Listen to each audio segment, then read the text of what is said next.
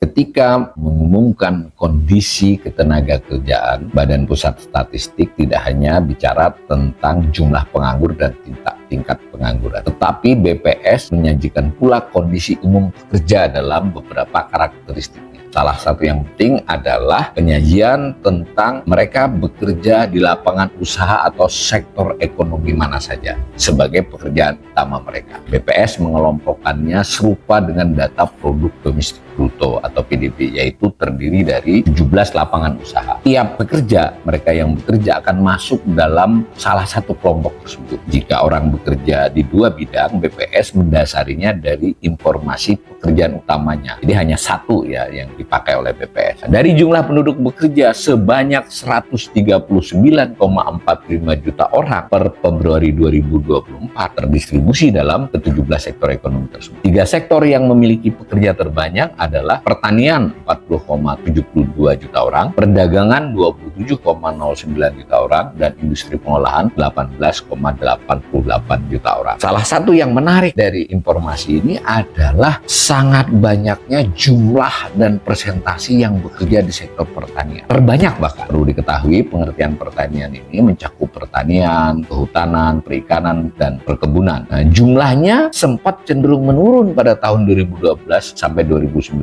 Penurunan lebih signifikan pada presentasi dibandingkan dengan jumlah pekerja. Mengapa? Karena angkatan kerja bertambah banyak. Sebenarnya fenomena ini fenomena positif ya ketika mengalami penurunan, karena kita mengetahui bahwa luasan lahan dan fasilitas-fasilitas untuk pertanian, tidak hanya lahan tetapi kesempatan pertanian kan sebetulnya tidak tumbuh cukup cepat, bahkan khusus lahan itu cenderung menurun. Mestinya jika terjadi pembangunan ekonomi yang baik, jumlah dan presentasi pekerja pertanian ini pelan-pelan menurun. Tetapi dampak pandemi membuat sektor pertanian kemudian menjadi semacam penampungan bagi pekerja yang kehilangan di sektor lain seperti industri pengolahan. Bahkan ketika perekonomian diklaim pulih oleh otoritas ekonomi, dan ini memang ditujukan oleh pertumbuhan ekonomi yang kembali membaik, tetapi dari sisi fenomena ketenagakerjaan, pekerja di sektor pertanian tidak menurun, malah bertambah banyak. Jadi dengan kata lain, turunnya tingkat pengangguran atau bertambahnya orang bekerja itu disumbang cukup besar oleh sektor pertanian. Dari data, itu jumlah pekerja sektor pertanian selalu di atas 40